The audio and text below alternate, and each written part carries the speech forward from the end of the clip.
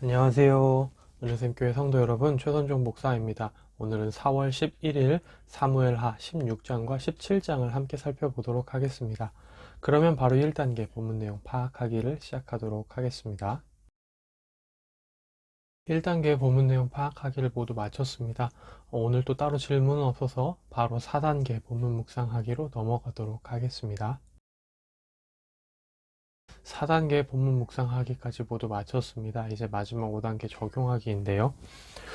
저는 오늘 두 부분을 좀 많이 묵상을 하게 됐는데, 먼저는 16장 11절과 12절 부분입니다.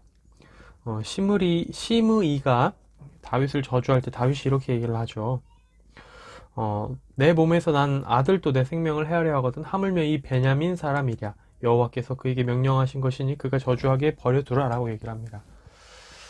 이 누군가가 자신을 저주할 때도 분명히 사울의 집안 사람이기 때문에 본인의 어떤 그런 것 때문에 이렇게 여호와의 이름으로 저주할 수 있죠. 이 사람은 선지자도 아니고 그냥 아무것도 아닌 사람입니다. 그런데도 불구하고 여호와의 이름을 들먹이면서 다윗을 저주하고 있죠. 그런 거에 대해서 부하들이 이 사람을 죽일까요? 라고 해도 내버려 두라 라고 얘기하면서 여호와께서 그에게 명령하신 것이다 라고 얘기를 하죠. 정말로 이 부분이 여호와께서 이 시므이에게 명령을 너는 가서 다윗을 저주해라 라고 하셨을 것 같진 않아요. 이 부분은 말하고자 하는 바가 이제 하나님의 주권과 하나님이 허락하심을, 그러니까 하나님이 허락하지 않으시면 이 시므이가 이렇게 할 수 없는데, 시므이가 이렇게 저주하도록 하나님이 허락하셨고, 이게 모든 것이 하나님의 주권 아래 행해지는 일이다 라는 것을 표현하는 것으로 하나님께서 명령하신 것이다 이렇게 표현을 한 것 같은데, 이 부분을 보면서 다윗이 설령 자기에게 불리한 일이라 하더라도 하나님의 주권 아래 행해지는 일에 대해 겸손히 인정하고 받아들이는 모습, 겸손한 모습이 되게 이런 부분은 좀 배울만 하지 않나 라는 생각이 들고, 그러면서 보면 12절에 보면 이렇게 얘기를 하죠. 혹시 여호와께서 나의 원통함을 감찰하시리니 라고 얘기를 합니다.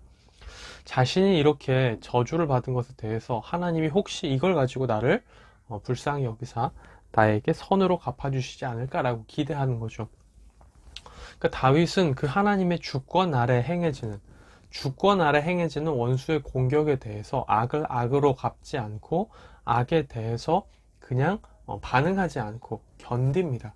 그러면서 악으로 인해 고통받고 있는 자신을 하나님께서 혹시 불쌍히 여기사 갚아주시지 않을까라고 기대하게 되죠. 이러한 부분들이 또 우리가 주님 앞에서 또 해나가야 될 바가 아닌가 싶습니다.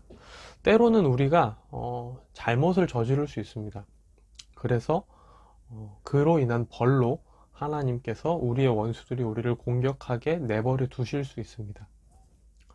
그럴 때 우리가 그 원수의 공격에 대해서 악을 악으로 갚으려기보다는, 그래 내가 잘못한 것에 대해 하나님이 이 사람에게 나를 공격하도록 허용하시는구나 라고 생각하면서 혹시 하나님께서 이것을 또 나중에 나에게 선하게 갚아주시지 않을까 라고 생각하고 그 악을 악으로 갚지 않으며 견디고 그 악에 대한 선을 하나님께서 주실 것을 기대하는 마음 가운데 상황을 바라보는 것, 이것이 또 우리가 배워야 할 어떤 다윗의 태도가 아닐까라는 생각이 듭니다.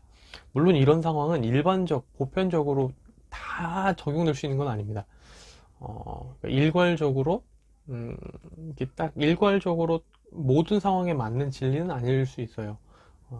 특수한 상황에 딱 맞춰서 할 수 있습니다. 제가 아까 말씀드린 것처럼 우리의 어떤 잘못과 죄로 인해 하나님께서 우리의 원수가 공격하도록 놔두시는 그런 상황일 수 있습니다. 이제 그럴 때 우리가 이런 말씀을 한번 더 생각을 해보고 우리가 취해야 될 태도에 대해서 생각을 해본다면 우리가 조금 더 지혜로운 결정들을 할 수 있지 않을까라는 생각들을 합니다. 그리고 두 번째로는 이제 그 아히도벨이라는 사람에 대한 겁니다. 16장에도 여러 번 나오죠. 23절에도 보면 아히도벨의 모든 계략은 다윗에게나 압살롬에게나 사람이 하나님께 물어서 받은 말씀과 같은 그런 신묘한 말씀이었다고 얘기합니다. 그러니까 어떻게 보면 이 아히도벨이라는 사람은 삼국지를 잘 아시는 분에게 그리고 이제 중국 어떤 고대사에 대해서 잘 아시는 분에게는 익숙할 만한 이름, 제갈량이라는 사람을 떠올리게 하죠. 제갈량이 이제 흔히 우리가 생각할 때는 굉장히 똑똑하고 굉장히 이제 천재 군사로서 어떻게 군대를 움직이고 어떻게 계략을 짜고 어떻게 해야 우리가 승리할 수 있을지를 잘 아는 이제 그런 사람으로 우리가 비춰주죠. 저 사람 정말 똑똑하다 그럼 저 사람 참 제갈량 같다 이렇게도 표현을 하잖아요. 근데 보면은 이 아히도벨은 어찌 보면 제갈량보다 더 뛰어난 어떤 지략가였다고 할 수가 있습니다. 사람들이 마치 그 아히도벨의 꾀를 두고 아히도벨이 내는 계략을 두고 이거는 사람이 자기 스스로 내는 게 아니라 사람이 하나님께 이렇게 이 상황에서 어떻게 해야 될까요? 물어보고 하나님이 주신 답을 가지고 행동하는 것 같았다라고 얘기를 합니다. 정말 똑똑한 사람인 거죠. 정말 천재, 뭐 굴략가, 지략가라고 할 수 있는 사람입니다. 그리고 정말 똑똑하게도 자신의 계략이 통하지 않으니까 이 반란은 망했구나. 결국은 다윗이 압살롬을 못 지르겠구나. 그러면 나는 압살롬을 위해 이렇게 해라 저렇게 해라 조언을 하고 그 압살롬의 반란에서 큰 수뇌부 역할을 했으니까 나는 처참하게 죽을 것이다 라는 걸 생각하고 자기 계략이 받아들이지 않는 것을 보고 17장 23절을 보면 그래 이미 틀렸다 미리부터 알아보고 짐을 다 챙겨서 고향으로 돌아와서 집 정리를 하고 스스로 목매어 죽습니다. 알았던 거죠. 자기의 계략과 뜻대로 이루어지지 않았을 때 결국은 압살롬이 성공하지 못할 걸 미리 알았던 겁니다. 이렇게 똑똑한 사람이 결말은 어땠습니까? 자살로 비참하게 삶을 마무리했죠.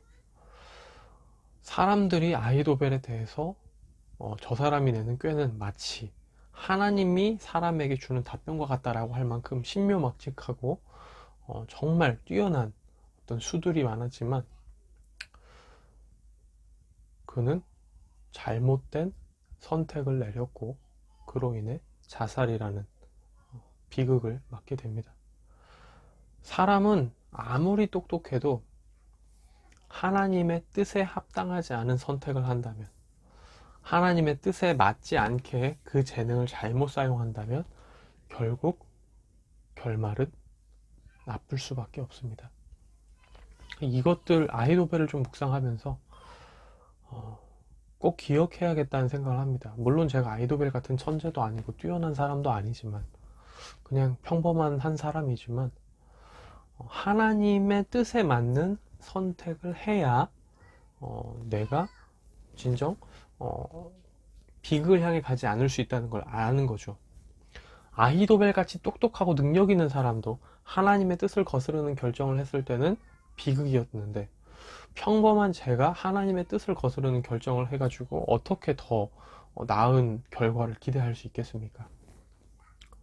이런 것들을 생각을 해보면 우리가 정말 행해야 될 바는 우리의 어떤 똑똑함, 우리의 어떤 능력 있음을 의지하고 그것을 가지고 막 자랑하거나 그것을 가지고 우리가 무언가 막 바꿀 수 있다고 막 생각하거나 우리가 뭐라도 된 것처럼 막 대단하게 교만해져서 무언가를 하는 게 아니라 뭐든지 하나님의 뜻에 합당한 결정을 함으로 나아가는 그런 내가 되는 게 나의 결말, 행복한 결말을 위해서도 꼭 필요하겠다 이런 생각들을 합니다. 네, 오늘의 큐티는 여기서 마무리가 되고요. 오늘 복된 주일 하나님께 또 집중하여 예배를 잘 드리시기를 소망하고요. 내일 다시 뵙도록 하겠습니다. 안녕히 계세요.